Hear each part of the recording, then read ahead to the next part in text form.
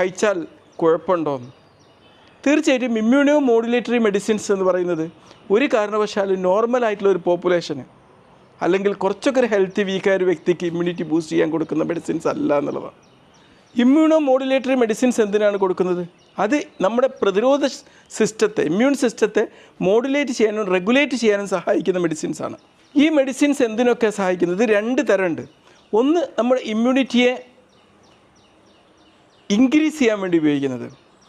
ഏതൊക്കെ ഘട്ടത്തിലാവേണ്ടത്? ഒരുപാട് മാറാത്ത ഇൻഫെക്ഷനുകൾ ഉണ്ടാകുന്ന സാഹചര്യത്തിൽ, അണുബാധകൾ വരികയാണ് അല്ലേ, അതിൻ്റെ ഒരു ക്രിട്ടിക്കൽ ഘട്ടത്തിൽ നമ്മൾ മറ്റ് ആൻറ്റിബയോട്ടിക്കുകൾ ഇതൊക്കെ വരാത്തൊരു സാഹചര്യത്തിൽ നമ്മുടെ ഇമ്മ്യൂണിറ്റിയെ കൂടുതൽ പവർഫുള്ളാക്കിയിട്ട് ഇതിനെ ആക്ടിവേറ്റ് ചെയ്യാൻ വേണ്ടി ആവശ്യമാണ്. പിന്നെ ക്യാൻസർ, ഈ ക്യാൻസർ സെല്ലിനെയൊക്കെ വധിച്ച് കളയാനും അതിനെയൊക്കെ നിര്യാണം ചെയ്യണമെങ്കിൽ നമ്മുടെ ഇമ്മ്യൂണിറ്റിയെ ശക്തിപ്പെടുത്തേണ്ടത്. ആ ഒരു ഘട്ടത്തിൽ എന്താക്കും? Immuno മോഡുലേറ്ററിയിൽ immune